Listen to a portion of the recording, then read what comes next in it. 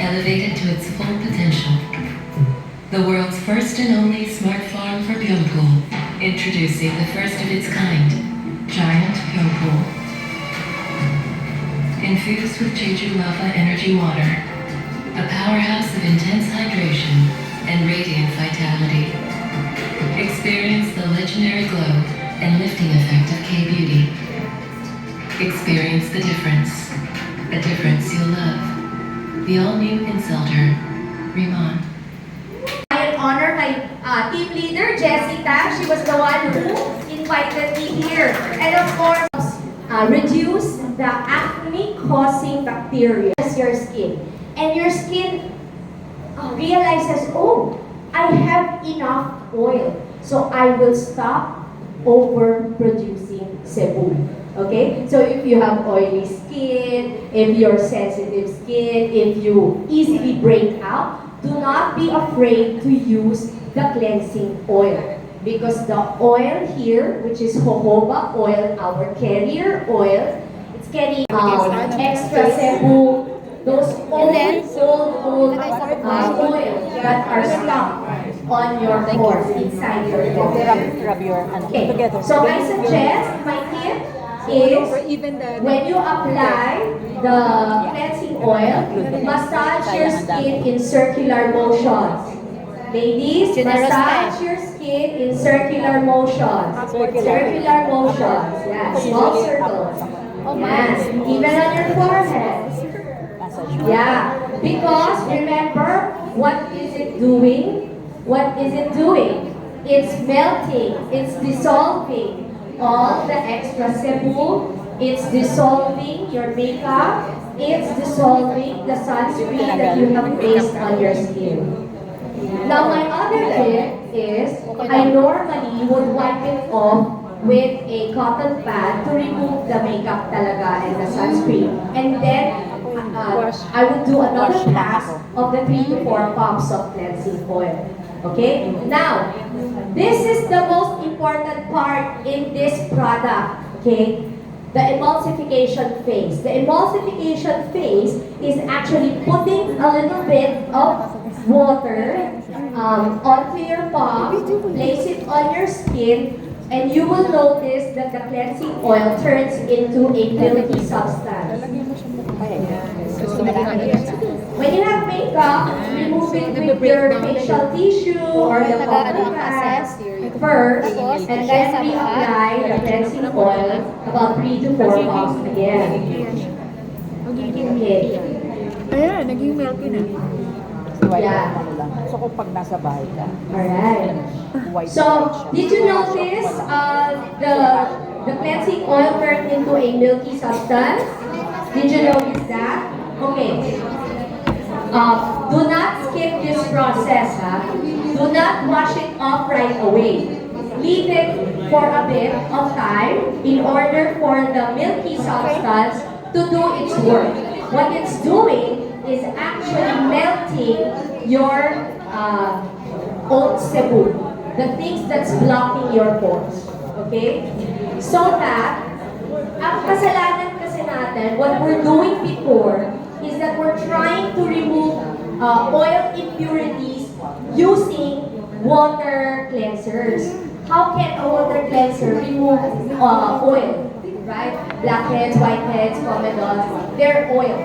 So, you cannot remove them by using water cleanser. So, you can only use cleansing oil. Some of you will say, ay, meron namang cleansing oil yung ibang skincare product. Okay. Eto naman ang isasagot ko sa inyo. The reason why Rimmon is different is because of the nanoliposomal technology. That's cleansing oil very well. And then, do not wipe your skin because you need your skin to be damp for the next product. Okay? With cleansing oil, you want your skin to be dry when you apply it. With powder wash, you want your skin damp. water, we have water. We have water. It's too much water, but So we can ano. yeah, water. Spray? If it's too much water, Cleansing powder, sandali. You have the water, yeah. Yes, yeah. yes. So, because we don't have a sink, you can use the spray for that one. Ideally kasi, wawash natin ang isa You can spray with the continuous spray. That's the silver. Ito na lang. Ito na lang. Pero mamaya na lang. Tingnan mo, may natanggal na. Oh. Tapos i-wipe mo na. Wipe mo lang.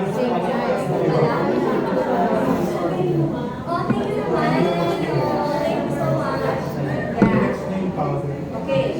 So, if you're finished washing off the cleansing oil, we can now start with the powder wash. Now, the powder wash, you apply a nickel-sized amount into your palm, add water, and rub until it foams. Gently massage onto your face and rinse thoroughly with lukewarm water. Okay, with this one, personally can actually exfoliate your skin without being harmful or forcing your skin to exfoliate. So wala ka talagang actually can help soothe and calm the skin while you are applying the papain, right? So the oatmeal actually is very good for people with very sensitive, irritated skin or even damaged the skin barrier such as eczema, psoriasis. Okay? So kung may client kayo na may eczema and psoriasis and mga damaged skin barrier, yung sabihin nila, ay, ayoko yan, nakakatakot kasi may cleanser natin, ayaw nila. No, it's good for their skin because of its soothing and calming benefits. Wow. Yeah. So after, I like it. Diba? yeah, May papi. what I love about Iman is that you don't need to use other products for your lips and for your eyes. It is very gentle even for sensitive areas. Okay? So now you can wash off. I can see that the foam is already disappearing. You can already wash off. And I want you to notice your complexion if it became brighter. Okay, I'll wait for you. Excited kayo. Si Miguel. Ang galing, excited ako. Gusto ko makita yung mga results sa inyo. Okay. May premyo na tayo sa pinakamagandang resulta. Palakpak ang mas po ito. Ilagaan nila Hindi, matatayuin ko kayo dito sa harap. Ayan. Yung next mo, may next mo. Alam nyo, pag nakita ko ang pasyente, alam ko pagka tama ang ginagawa at saka mali sa resulta ng balat nila. Okay. Are you having fun, ladies? Say yes! Yes! Yay! Very good. Okay, let's jump now into my proof. Oh, ayan. Ako na naman, magpapakita na naman ako. Okay, sabi niyo siguro, ano bang nagagawa nitong mga cleansers na to? Dami-dami ng mga cleanser, nakakapagod. Cleanser pa lang, pagod ka na. Kaya, take your time with the cleanser. Why? Okay?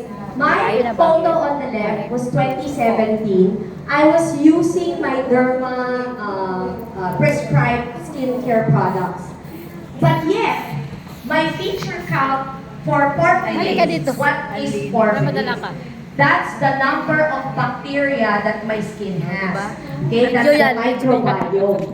Microbiome, if it's not balanced, it will cause acne, uneven skin tone, wrinkles, and all that. And we don't want that, right? But here, 2017, my feature count is at 145. Ang taas. And yet, I'm using my Derma's Actinic, I easily break out. Do not worry. Because of the Hippophae, rhamnoides water, and fruit oil, it can actually help balance the bacteria proliferation on your skin, on your microbiome. And then the Camellia japonica seed oil, it actually strengthens your skin barrier. So